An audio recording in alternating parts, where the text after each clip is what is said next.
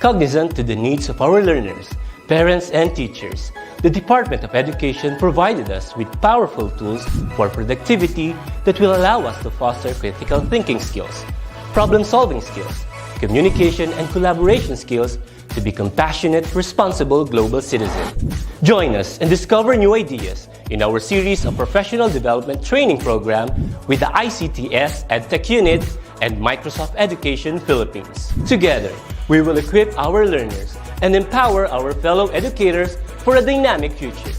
Para sa bata, para sa bayan, at para sa guro. Sulong Edukalidad.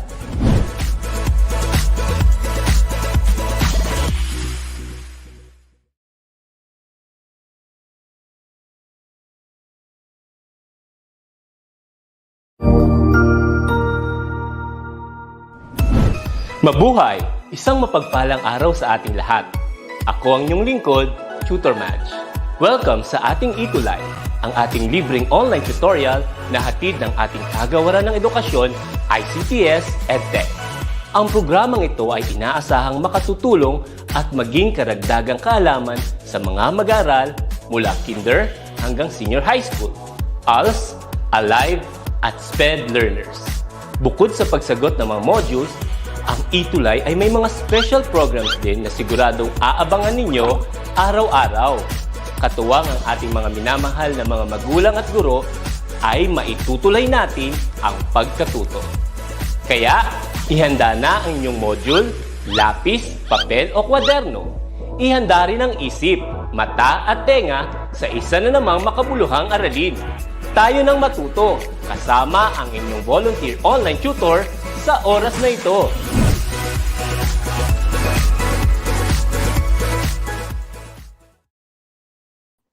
Ayan! Hi! Grade 5 learners!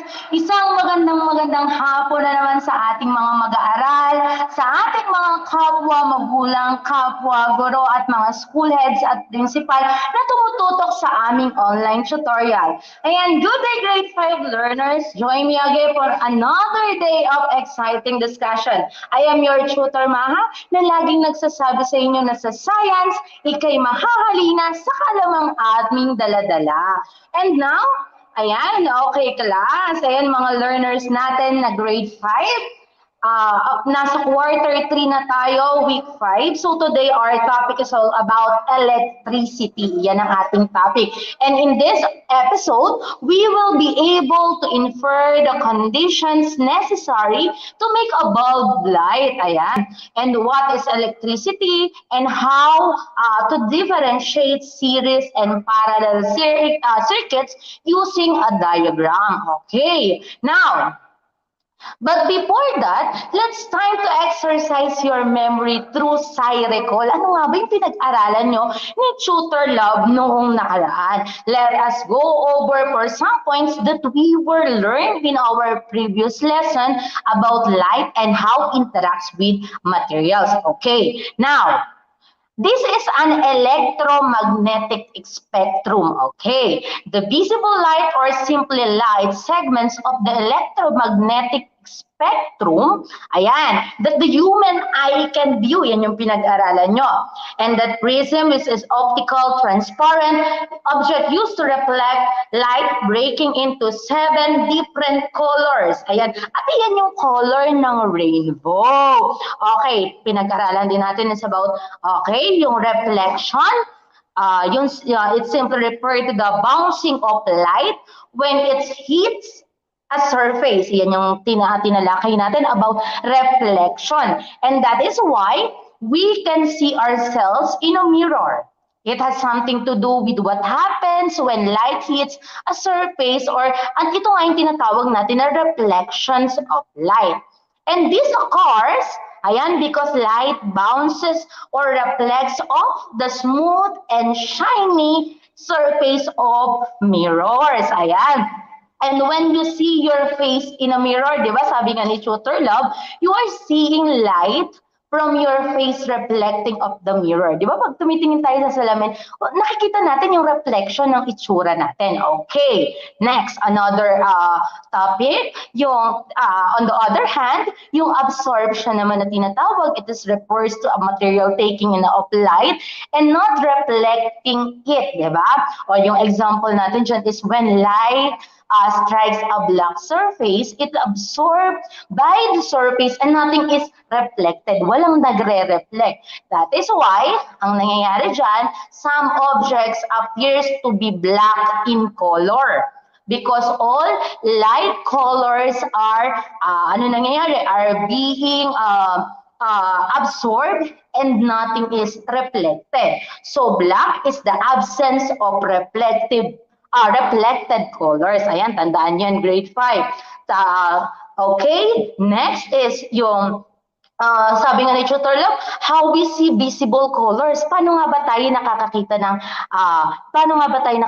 ng mga visible or nakikita natin yung mga visible colors? Bago natin sagutin yan, hi kay Lian Galang. Ayan, good afternoon anak from grade 5 SSES watching from Pinaon, Central School, Bulacan South District. Ayan, na kanyang mga advisor is Ma'am Jennifer. Hello din kay Hannah Ortaho, kay Arkin Steven Faustino, kay Faith Agatha Kulala na lagi nating kasama, okay, na tumututok sa atin. Okay, sabi nga, how we see visible colors. Paano nga ba tayo nakakakita ng mga visible colors? When the light hits an object, some parts of the light absorb and some are reflected. Okay, so how do we see different colors? Paano naman po tayo, tutor, nakakakita or nakikita natin yung mga different colors? Okay, look at this leaf. Okay, yung dahon na nandiyan sa ating monitor, which is when light hits the surface of the leaf. Okay, ano nangyayari? It absorb all the colors of the rainbow except what color?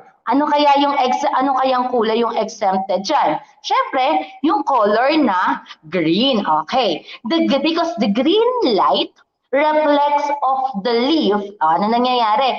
And our eyes and brain work together, yan, to let us know what color we are seeing. Ano nga ba yung nakita ng mata natin? Which is the color green.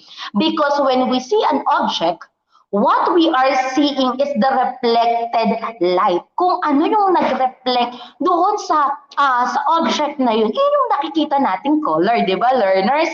And that is why this leaf, okay, yung dahon na yan is color green. Okay, some principle apply to this object. Then the reason why, yung halimbawa yung shirt ko, ayan, nag-anong color ba to? Yung color gray, yan.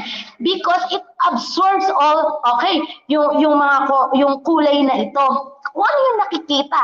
Okay, kung ano yung nakikita, okay, what color we are seeing, yun yung nagre-reflect.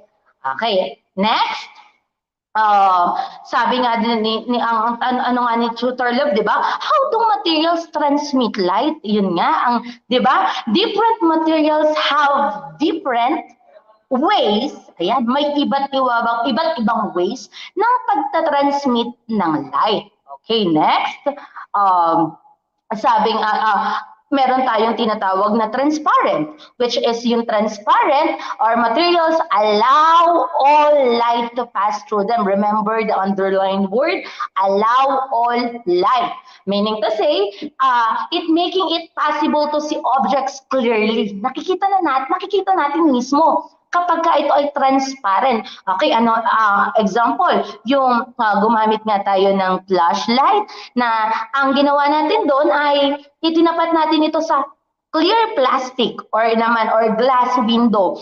Now, kapag yung light na ito ay dumaan or it allows light to pass through them, nakadaan or possible na dumaan at nakita natin yung pinaka-color nito, that is transparent na tinatawag natin. While next is what we call the translucent. Materials allow some light to pass through them. Allow some light. Okay, meaning to say you can see light through translucent materials, but, okay, pero you cannot see object clearly. Hindi mo makikita mismo yung object ng malinaw. Ano yung mga example natin dito? Stained glasses, wax paper, pwede yung mga frosted windows, ayan.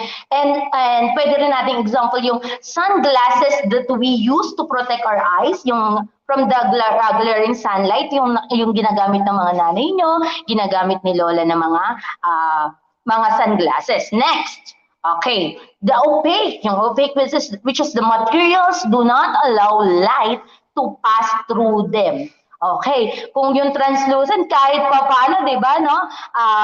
Nakikita natin yung light, pero yung hindi natin masyadong nakikita yung object clearly. So opaque naman, hindi na natin ito nakikita. Materials are used in constructions of houses and buildings, yung mga buildings na yan, to shield us from the light of the sun. Ayan. Anong mga example natin dyan? Yung mga concrete walls, yung mga wooden doors, and yung mga stone or mga trees. Iyan yung mga, kapag talagang yung light ay dumaan, hindi siya uubra o hindi natin siya makikita. Now, how do we see objects in these materials? Tatlo yan. We have transparent. Materials are allowed to pass through them completely and making it possible to see object clearly. While translucent naman, materials allow some light lamang to pass through them partially. And the opaque, which is the materials do not allow light to pass through them, or we cannot see the object because no light passes through it. Hindi dumadaan or hindi nagre-reflect ang light na ito. Okay, now, ayan. Today, I will guide you to another awesome learning experience to our agham kaalaman. Ayan, bago dyan, mag-hi muna tayo kay Faith Agatha Colala. Yes, transparent, translucent, and opaque. Very good. Ayan, hi kila Martin Angel. Hello, Martin. Si Hannah Artao, si Aubrey Madison. Ayan ang ating mga learners. At si Ma'am Blessy. Hi, Ma'am Blessy. Hello po, magandang hapon po sa inyo. Okay, now class. Okay, next. Okay, can you imagine, may tanong si Tutor Maha, can you imagine what kind of life we would have today without electricity to make them work? Ayan. Na-imagine nyo ba yung buhay natin kung walang electricity? Kung wala pong kuryente, Tutor Ma, mabubuhay kaya tayo? Or masasatisfy kaya natin ang ating mga life? Ayan, kung wala kayong kuryente sa bahay or wala kayong kuryente sa eskwelahan. Okay, hello kay Faith Agatha Colala. Ayan, mahalaga kaya ito? Hi po, Ma'am Blessy. Ayan, hi kay Ma'am Genter Jane Bazalo. Ayan, sabi ni Shania, hindi daw. Sabi niya, hindi niya siguro kaya ng walang electricity. Okay, we live in a world where almost every work is done with the use of electricity. Sa panahon nga natin ngayon, kahit sa bahay, di ba, yung lahat ng ginagawa natin, we use or we need electricity. Almost every device, we have to some runs on electricity. Marami tayong gamit sa bahay, mga appliances ninyo, na kailangan natin ng electricity para gumana ito. Now, can you imagine what kind of life would we have today without electricity to work them? And today, we will discover the science of electricity. Okay, next. Ayan, sabi dito, okay, electricity is a form of energy produced by moving electrons. And that electrons, meron tayong, we have two types of electricity. Okay, ano kaya yung two types ng ating electricity? We have the static and the current electricity. Okay, isa-isahin natin. Next. When we say static electricity, it is the build-up of an electric charge on an object. And it is the electricity that does not move. Okay.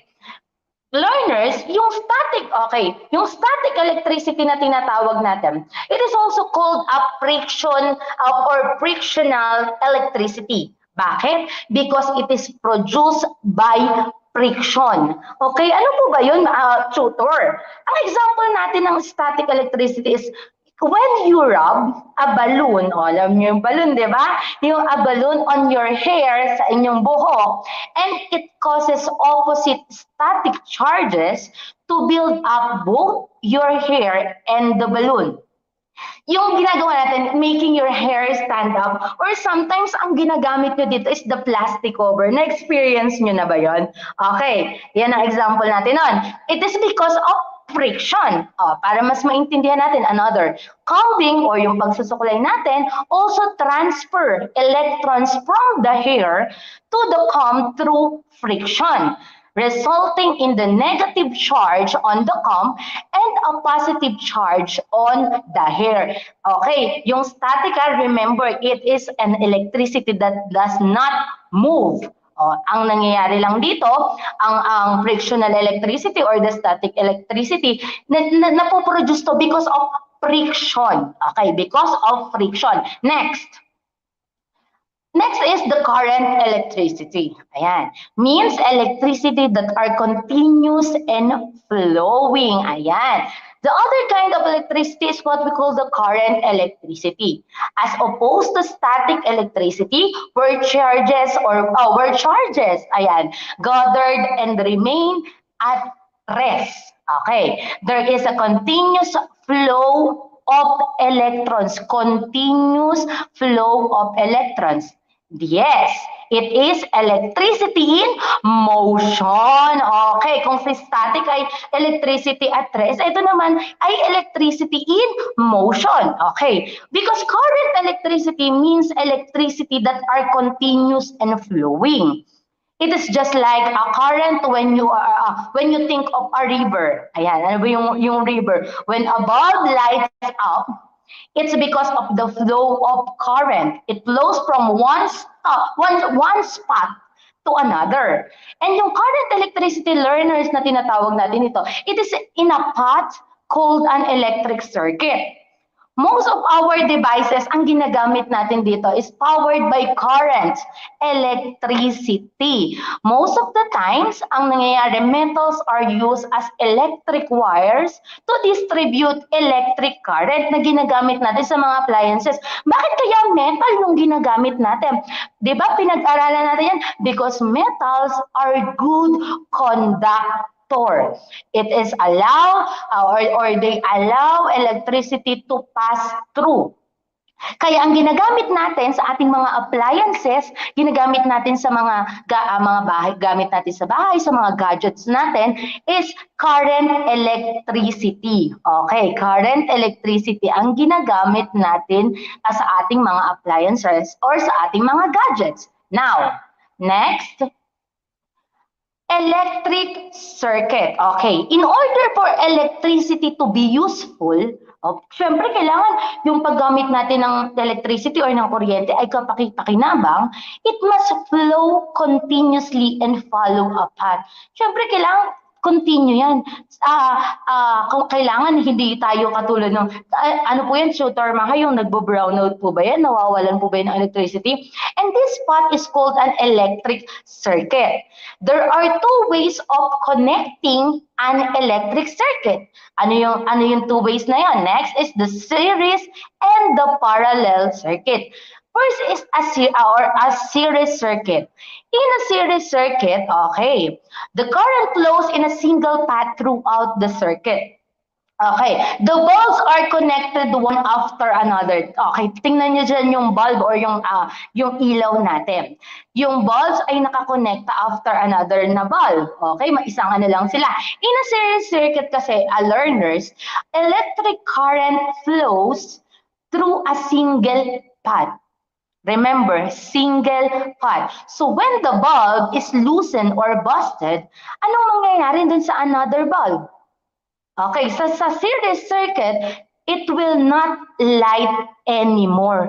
Kapag dyan sa series circuit ay yung isa ay hindi na gumana, napundi na yung isang ilaw o yung bulb, hindi nagagana yung lahat na to. Why? The loosened or busted bulb breaks or open pathway, so electricity cannot flow through. Ibig sabihin, kapag sa single or sa series circuit, hindi na yan gagana kasi the current flows in a single path through the circuit or single lamang sila. Yun yung sa series. Okay, sa ating series circuit. Okay, yes, tama si Shania. Series circuit, hindi na po iilaw, sabi ni Shania. Yes, very good. Hindi na siya iilaw kapag while, pag sinabi naman natin na parallel, yan, parallel circuit, unlike dun sa series circuit, if one load in a parallel circuit does not work, the other following load will still work. Gagana pa rin. Kasi in a parallel circuit, the bulbs are connected side by side. And in this type of circuit electricity has more than one path to follow. Ibig sabihin that if you remove one or two bulbs in a parallel circuit, it will not affect the rest of the bulbs. Ayan. And the circuit remains closed and electricity continues to flow. At ang reason why all house circuit are wired, okay, wired na, di ba, in a parallel circuit so that the light and the other appliances can be turned off and on without breaking the circuit. Kasi sa bahay natin, di ba, parallel circuit ang ginagamit natin, hindi tayo pwedeng gumamit ng series circuit kasi kapag ka may pinatay ka or kapag ka nawala na yung isa, lahat yan hindi nagagana. Pero dahil parallel circuit ang ginagamit natin, we can on or off yung mga appliances natin or yung mga gadgets natin sa bahay. Or like for example, yung Christmas light. Okay, napansin nyo ba sa mga pag-December sa bahay ninyo? Naglagay si nanay, si lola, si mami nyo sa labas ng Christmas light. Now, yung one light ng Christmas light is napundi. Ano yung napansin nyo dun sa other Christmas light? Nag-stop na ba lahat yon? Okay, ano na ba yun? Pwede na ba yung itapon yung mga lights na yon na kapag ka napundi dun sa isang Christmas light? Ano yung ginagawa natin? Ano yung na-obserbahan natin? Okay, di ba nakikita natin, na-obserbahan natin na gumagana pa rin to because it is parallel circuit na kung saan pwede mo siyang palitan. Hindi siya nakaka-apekto sa another bulbs or na pwedeng masira o pwedeng hindi na siya gumana. And that is parallel circuit. Okay, and because of that, ayan, sabi ni Faye, hindi na po, sabi yan. Sabi nila, hindi na daw, syempre, hindi na siya gagana. And because of that, kailangan, ang gamitin natin sa ating mga bahay is parallel circuit or gamitin natin sa ating mga appliances at sa ating, dun sa mismong sa bahay natin. Kaya nga, di ba, sa bahay nyo, meron kayong sabihin ng nanay niyo, kahit na patayin mo yan or bukas yung ibang gadgets, yung ibang ilaw, bukas yung ilaw sa kusina, patay sa sala, no problem because ang ginagamit natin is parallel circuit. Okay, next. It's time to check your understanding about the topic with the help of our next activity called site check. Ayan. Anong gagawin nga ba ng ating mga learners for this part? Put a check mark. Ayan, maglalagay lang kayo ng check. Okay, ko sa ating comment section kapag ito ay tama. If the statement is true. And if it is false, ang gagawin nyo lang, i-change nyo yung naka-underlined na word to make the statement correct. Para maging tama ito, papalitan nyo lamang yung naka-underlined word kung ano nga ba ang tamang sagot. Okay, let us start. Are you ready? Ayan. Number 1. And number 1, in a parallel circuit, when one bulb is burned out, the other bulbs will still light up. Ulitin ko, in a parallel circuit, when one bulb is burned out, the other bulbs will still light up. Is it true or false? Okay, timer starts now. Ayan, pwede na ilagay nyo lang sa ating comment section, type number 1 and the letter of your choice. Ayan, sabi sa number 1, sabi ni Angel, check. Ni Faye, true. Sabi ni Martin Angel, true. Sabi ni Maria Janelle, true. Ni Faye Paula, true. Ni Shania Binis, true. Ayan, the correct answer for number 1 is, ayan, ano nga bang sagot natin? The correct answer is True. Okay, it is true because yung naka-underlined word natin is parallel circuit. Okay, number 2. Yan. Number 2, a parallel circuit has only one path of electricity. Ulitin ko. A parallel circuit has one path of electricity. Is it true or false? Okay, timer starts now. Okay, type nyo lang sa ating comment section number 2 and the letter of your choice. Ayan, tingnan nga natin kung ano sagot ng ating mga learners. Sabi ni Maria Janelle, true. Sabi din ni Martin Angel ay true po, tutor Maha. Sabi ni Aubrey Madison ay true. Okay, ulitin natin ha. Sabi sa number 2, a parallel circuit has only one path of electricity. A parallel circuit has only one path of electricity. Ayan, sabi. Tingnan natin yung naka-underlined word, ha? Naka-underlined word ang inyong titingnan kung tama nga ba ito. Sabi ni Hannah, okay. Sabi niya ay true daw ito. Yung number 2 natin. Sige, tingnan nga natin kung ano ang tamang sagot for number 2. The correct answer is false. Okay, the statement is false. So we can change the parallel circuit into what? Into, ano ba yung merong one path of electricity lamang? Ano nga ba ito? Ano yung tawag natin dun sa electricity na to? Okay, series circuit. Okay, tama si Shania Benice. Series circuit number 3. Okay. At home, it is better to use series circuit. Okay, at home, it is better to use series circuit. The underlined word is series circuit. Is it true or false? Timer starts now. Okay, type nyo lang sa ating comment section, number 3 and the letter of your choice. Okay, ano kaya ang sagot? Para sa number 3, sabi series circuit daw. False po. False po.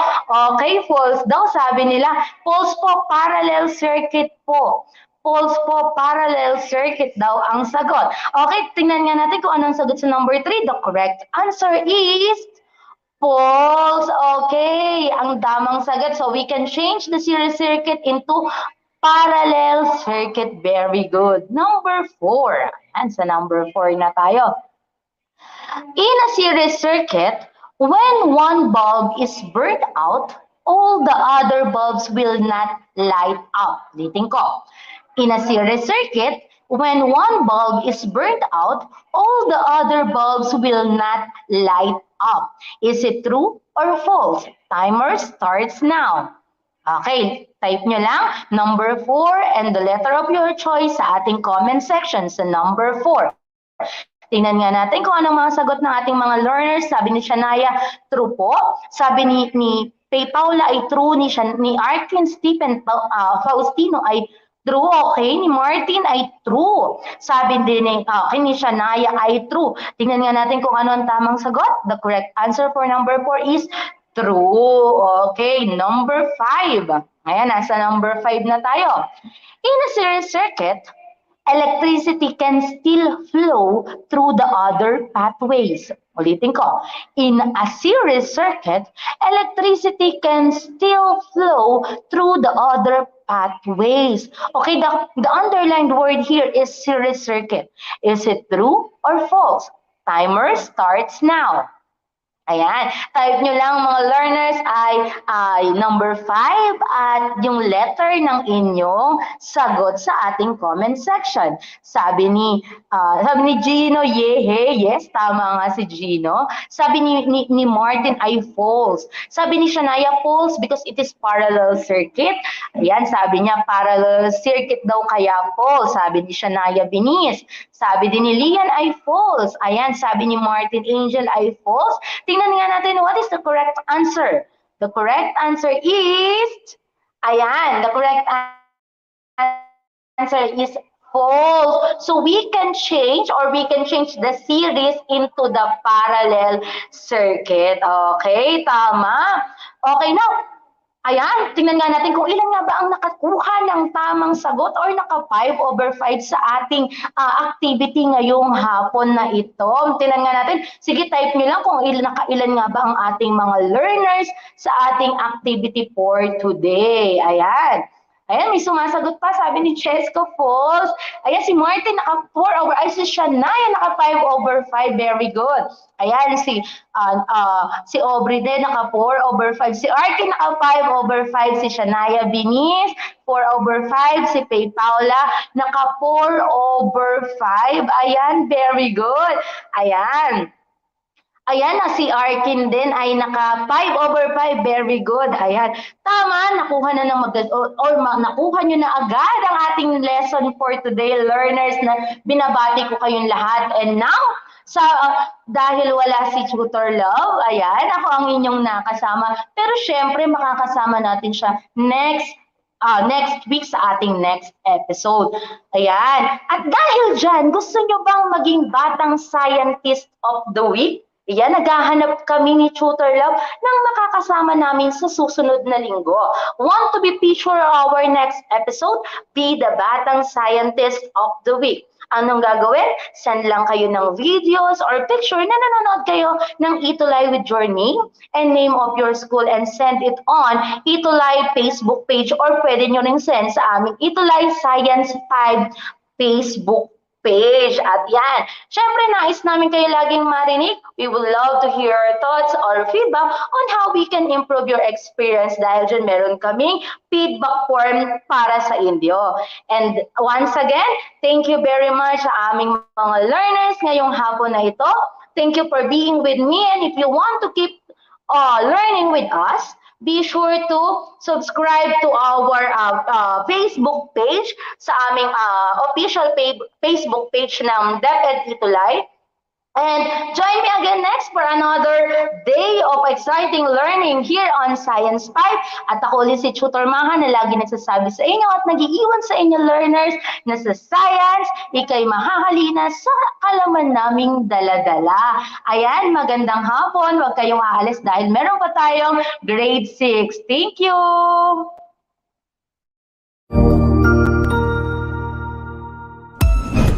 Ang husay naman! Natapos mo ang iyong tutorial session kasama ang iyong mahusay na ETUlay tutor. May bago ka bang natutuhan? I-share na yan gamit ang hashtag #ETUlayLevelUp.